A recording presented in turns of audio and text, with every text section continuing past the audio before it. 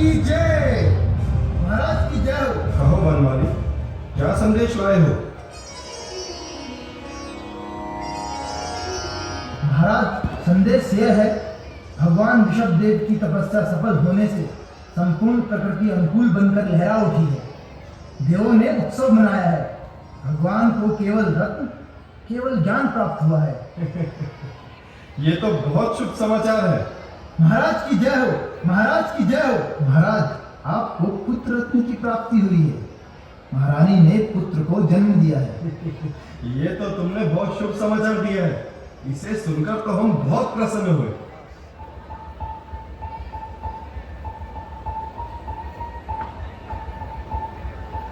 महाराज की जय हो। महाराज की जय हो। महाराज, आपकी युद्धशाला में चक्र रत्न प्रकट हुआ है। अर्थात अब हम चक्रवर्ती बन जाएंगे। वाह, एक ही दिन में तीन तीन शुभ समाचार। आज का दिन तो सचमुच बहुत ही शुभ है। अब तो हम संपूर्ण संसार पर विजय प्राप्त कर लेंगे और चक्रवर्ती सम्राट भरत कहलाएंगे। हाँ हाँ महाराज, अब तो आप चक्रवर्ती सम्राट बन जाएंगे। सबसे पहले हम अपने पिताश्री के दर्शन एवं वंदन के लिए समोसरण कर प्रस्थान करेंगे।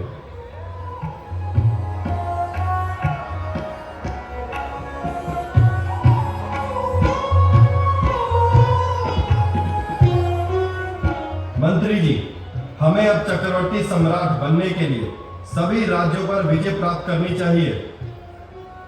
हाँ महाराज, आप सभी राज्यों में अपने दूत भेज दीजिए और उन्हें अपनी अधीनता स्वीकार करने के लिए कहिए। चक्ररत्न का अनुसरण करते हुए आप सभी राज्यों में जाइए और मेरे सभी भाइयों से कहिए कि वो मुझे चक्रवर्ती सम्राट स्वीकार करें। जो आज्ञा महाराज।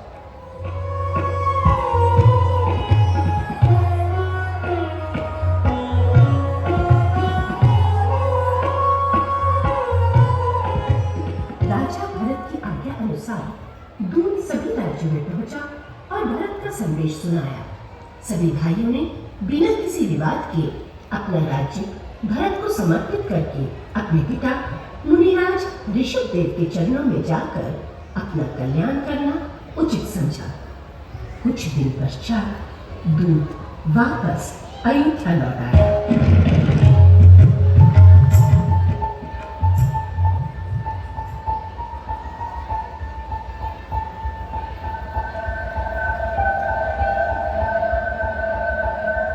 महाराज, चक्रबहार मुख्य द्वार पर आकर रुक गया है। क्या कहा? मुख्य द्वार पर ही रुक गया? परंतु क्यों? क्या मेरे सभी भाइयों ने मेरी अधीनता स्वीकार नहीं की? हाँ महाराज, आपके अनुज बाहुबली महाराज ने आपकी अधीनता स्वीकार नहीं की है। ये आप क्या कह रहे हैं? मेरे 98 भाइयों ने तो स्वेच्छा से अपना राज्य मुझे सौंप दिया है। फिर बाहुबली ही मेरे चक्रवर्ती बनने में बाधा क्यों बन रहा है? संदेशवाहक, कोदनपुर जाओ और बाहुबली को मेरा संदेश सुनाओ कि वो भी मुझे चक्रवर्ती सम्राट स्वीकार कर ले, अन्यथा उसे इसका दुष्परिणाम भोगना पड़ेगा। जो आज्ञा महाराज।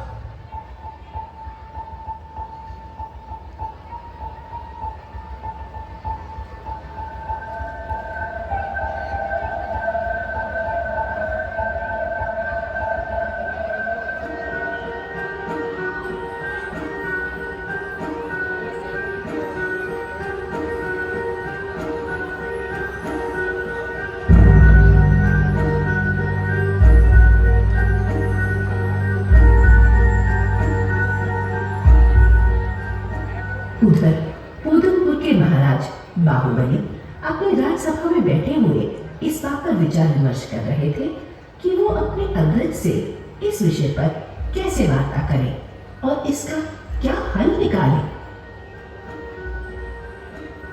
मैं जिस कोदनपुर पर राज्य कर रहा हूं, वो मेरे पिता ने मुझे दिया है। मेरा भाई इस पर क्यों अपनी कुदृष्टि डाल रहा है? यद्यपि वे मेरे बड़े भाई हैं, परंतु फिर भी मेरी इच्छा नहीं है कि मैं अपने इस राज्य को उन्हें सौंप दूं। हाँ महाराज, आप भी अपने बड़े भाई से बल, बुद्धि पराक्रम और विद्या किसी भी बात में कम नहीं है, तो उनकी अधीनता स्वीकार करके आप क्यों अपनी कायरता का परिचय देंगे? महाराज की जय हो। महाराज बाहुबली, केवल आप ही शेष रह गए हैं जिन्होंने अपने बड़े भाई को चक्रवर्ती सम्राट मानने से इनकार किया है। महाराज भरत का कहना है कि आप भी उनकी अधीनता स्वीकार कर उन्हें अपना राज्य सौंप दें। जाओ और उन्हें बता दो, क्या वो अपने राज्य से संतुष्ट नहीं है? निकल जाओ यहाँ से। यदि तुम दूत ना होते तो ना जाने में तुम्हें क्या दंड देता। श्रीमान, मैं तो केवल एक संदेशवाहक हूँ। मैं अंत में इतना ही कहना चाहता हूँ कि राजा भरत चक्रवर्ती बनना चाहते हैं। आप भी उनकी अधीनता स्वीकार कर लीजिए। भरत के पास चक्र भी है और राजदंड भी, जो उनके विरोधियों को शांत करने के लिए काफी है। उनकी अधीनता स्वीकार करके आप सम्मान भी प्राप्त करेंगे और वैभव भी। जाओ जाओ, मैं सब जानता हूँ। एक कुमार के पास भी चक्र और डंडा होता है। यदि भरत के लोभ, अहंकार और हठ की कोई सीमा नहीं है तो युद्ध हो ही जाने दो।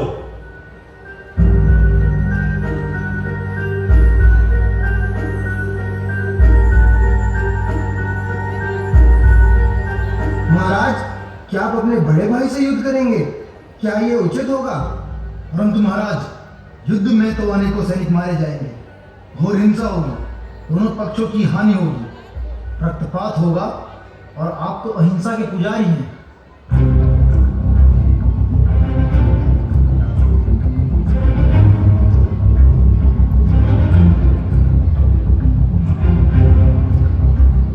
अनेक सभासदों के समझाने पर भी बाहुबली ने अपने बड़े भाई भरत के विरुद्ध युद्ध करने का निर्णय लिया, जिनका वे अत्यंत सम्मान करते थे।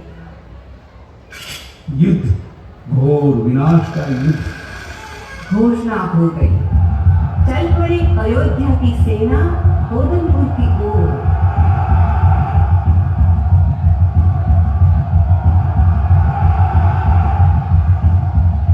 और पहुंचते ही आमने सामने हो गई दोनों बंधु राजाओं की सेनाएं रणभूमि पर।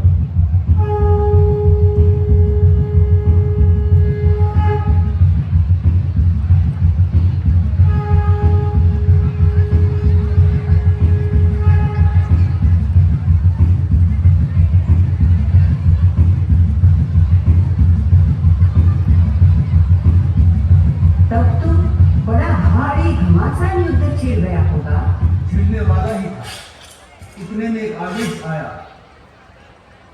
अयोध्या और कोदनपुर के महामात्यों ने अत्यंत दूरदर्शिता और विवेक का उपयोग करते हुए महाराज को युद्ध न करने की सलाह दी। महाराज, इस युद्ध का परिणाम हम सबके लिए दुखद होगा। जन्मभूमि और अपने स्वामी के लिए हमारा जीवन सदा न्यौछावर है। यदि युद्ध हुआ तो किसी भी पक्ष का जो सैनिक हताहत होगा वह हमारा ही व्यक्ति होगा। दोनों पक्षों को उसी की समान पीड़ा होगी। इस बिना वजह के युद्ध को टालने का प्रयास करना चाहिए। उचित तो यही होगा कि दोनों वीर योद्धा द्वंद्व युद्ध द्वारा जय पराजय का निर्णय कर लें। इस युक्ति से दोनों सेनाओं को तनाव से बचाया जा सकता है और साथ ही हजारों सैनिकों को व्यर्थ के रक्तपात से बचाने का एकमात्र यही उपाय है। कहिए, क्या आपको यह प्रस्ताव मंजूर है? आपका प्रस्ताव ही सबसे उचित एवं उत्तम है। हाँ, उत्तम है, यही उत्तम है। तो ठीक है, यह अहिंसक युद्ध 3 प्रकार का होगा।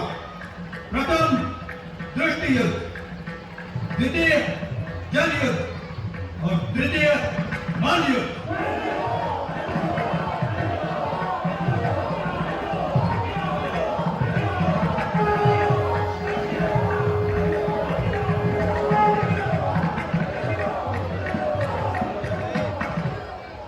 अहिंसक युद्ध आरंभ हो गया। प्रथम दृष्टि युद्ध से।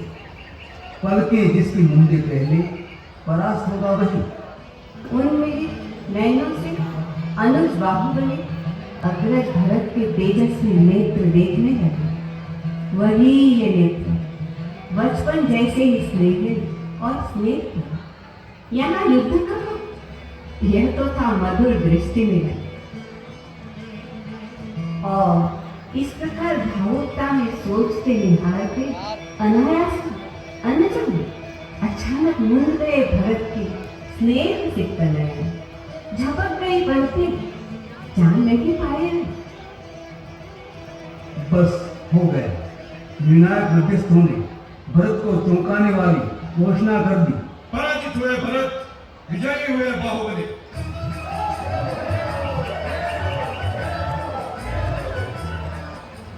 और अब समय था जल युद्ध का। उछालने लगे जलबिंदु एक दूसरे से। प्रहार पर प्रहार, खेल खेल में। यहाँ भी कहाँ था युद्ध?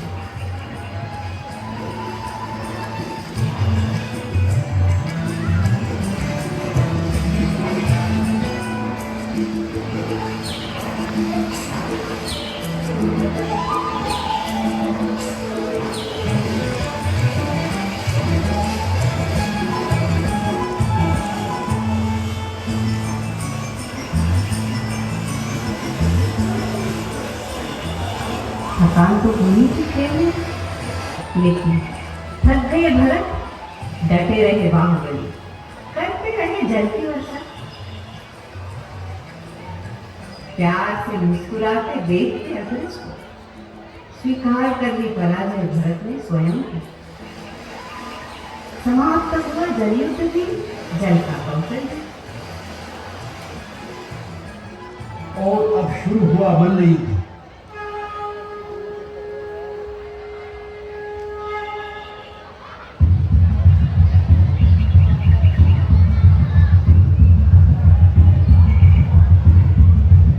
दो बार की पराजय से त्रस्त हो गए भरत।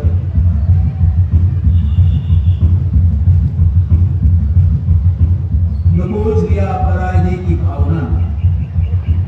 हो जाएगा इस तरह तो चक्रवर्ती पर 6 घट पृथ्वी का साम्राज्य, हंसेंगे राजा लोग मेरे ऊपर। खो बैठे भरत अपने विवेक को। भयंकर प्रहार किया अपनी मुष्टि से बाहुबली पर।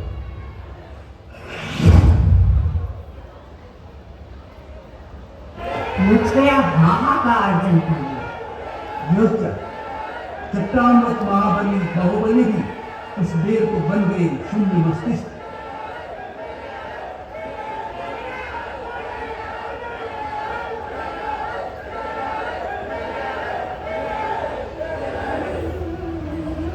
हाहाकार सुनकर बचता है भरत, क्या किया मैंने, क्या किया? किंतु मुष्टि प्रहार से बौखलाए बाहुबली, उठा लिया उन्होंने भरत को अपनी बाहों में।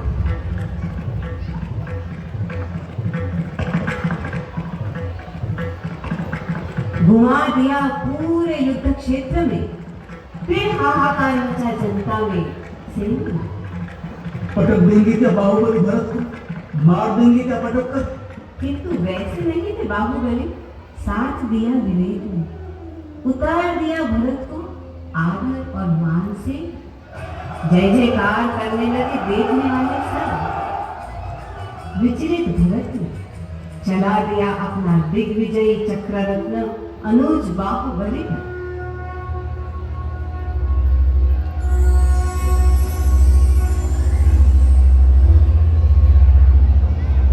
किंतु चक्र रुक है। भरत का यह दैवी चेतनामय चक्र एक दूसरे को भाई की तरह देखने का संकेत देता है। एक वंश के लोगों को वह नहीं चलता।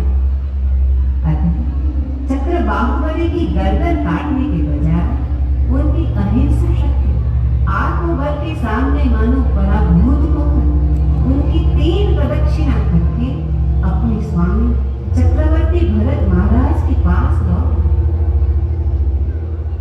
ये कैसा अपराध मुझसे हो गया? इतनी भीषण गलती मुझसे कैसे हो गई? क्या हो गया मेरी बुद्धि को? ये भी नहीं सोचा कि बाहुबली मेरा अनुज है।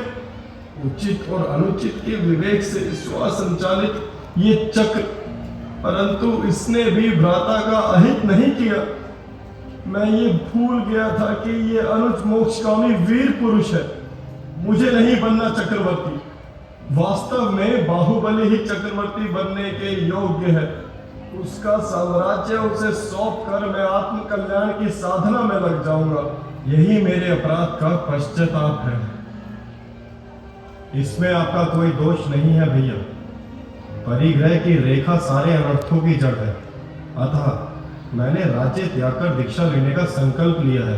सब पर अपने अधिकार जमाने की लालसा केवल परतंत्रता है, वरना आप मुझे क्षमा करें। चक्र के शस्त्रशाला में जाने में अब कोई बाधा नहीं होगी। अयोध्या का सिंहासन अपने स्वामी की प्रतीक्षा कर रहा है। ये सिंहासन, ये चक्र, ये सारा साम्राज्य अब तुम्हारा है अनुज। इसे स्वीकार करो। इस हारे हुए योद्धा से अयोध्या का राज सिंहासन लज्जित ही होगा। आप अकेले नहीं हारे हैं, आज हम दोनों ही हारे हैं।